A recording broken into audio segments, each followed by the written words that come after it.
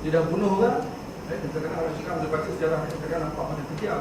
Dia dah bunuh dia punya ni, saja tak nak pengenusia itu dia berwakaf. Tapi walau bagaimanapun secara umumnya dua benda tadi, ukra dan bakal mendekati dengan Allah dan juga untuk buat kebaikan. Ini dua benda dan duniawi kita dapat tahulah wakaf dia dapat wakaf dia dapat cukai melengkap sektor ekonomi ini tak sentuh juga. Kalau dalam ekonomi, ini hebatnya ekonomi Islam ni. Dalam ekonomi dunia ini ada dua sektor saja. Dia ada sektor private dan juga public. Private dan juga public kan. Ada sektor-sektor dalam Islam ditambah satu lagi untuk sektor istimai atau sektor sosial. Itu maknanya pelengkap. Dan Barat telah menggunakan sektor ketiga ini, sektor istimai ini panggil sektor ketiga, the third sector. Islam dah pun ada 1400 tahun lalu. Dalam Islam dah lama dah Kemudian sumber pembayaan kita tahu asal pergerakan sebuah tamadun Islam, tamadun Islam yang hilang, ganjaran pahala perusahaan lagi, hati wakaf dimanfaatkan dan sebagainya. Tuan bayangkanlah kisah bila saya buat sekali saya dulu, saya bercakap dengan Profesor Osman Hamsi. Dia baca, kalau tuan ingat nama Profesor lupa nama yang kena tembak UN, pemikir Islam, lupa nama dia, Farki. Soal Farki, Ismail Farki. Dia cerita dengan saya. Dia kata masa hayat Ismail Farki, Ismail Farki bercerita dengan Muhammad Hafsi. Dia kata masa zaman Sayyidina Umar tu dia sebidang tanah di Mekah tu. Dan tanah itu dimanfaatkan sehinggalah hari ini. Dan dia kata salah seorang penerima manfaat wakaf saya kata.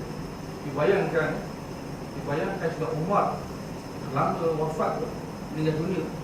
Hari ini pahalanya masih lagi mengalir. Selagi tanah itu digunakan hari ini, itulah pahalanya akan dapat. Itu dijanjikan Allah SWT. Itu hebat wakaf sampai hari ini. Dia tahu bahawa Umar ni memang salah seorang yang dijanjikan oleh perjanjian syurga. Tapi di dunia ni pun orang kata pahalanya masih berjaga. Syurga dah begitu dah. Kan hebat kan? Hebat kan?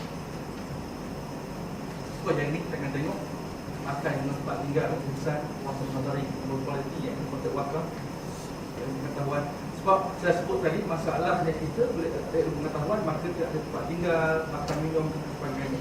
Buat saya ambil contoh masa di Iranian dulu, bila kita bagi ilmu ke orang, so ilmu digunakan maka dia dapat. Contohlah bila anak masa zaman saya kecil dulu, mak bapak saya zaman saya kecil ataupun zaman mak bapak saya, kalau mak bapaknya kena getah ataupun nelayan, so automatik anaknya akan jadi nelayan atau pendidikan. Kenapa? Kerana dia nafikan hak untuk mendapat pendidikan. Nafikan hak untuk mendapat pendidikan. Nah, ini kita tengok kalau zaman dulu, zaman saya juga, kalau katakan anak mak dia katakan cikgu, guru je tak salah, cikgu je. Anak ni sekarang pendidikan. Sebab faktor pendidikan tadi. Kita generasi orang Melayu dulu kan, bila bapaknya pelori, anaknya pelori, cucu dia pelori dan seterusnya. Sampai sini alhamdulillah ramai orang Melayu yang ada ilmu pengetahuan. Kita lihat ini dah banyak berubah kan. Banyak berubah. Kerana ilmu pengetahuan memang tak dapat dinafikan akan bawa kepada perubahan.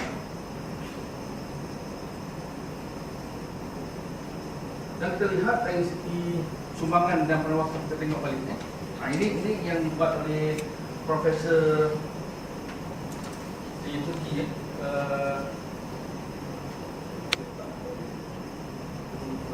tapi dia kata wakaf institution provide many social services according to the model view of state effect of public services in infrastructure such as road, bridges. Maknanya dalam konteks wakaf ni banyak pandai, bukan di kubur masjid suaka tapi bridge. Ini kita akan kupaskan satu nanti. Kita akan lihat tunjuk ketentuan lain. A person would have gone into wakaf house ini di Turki juga. Bagaimana wakaf itu tentang bayang.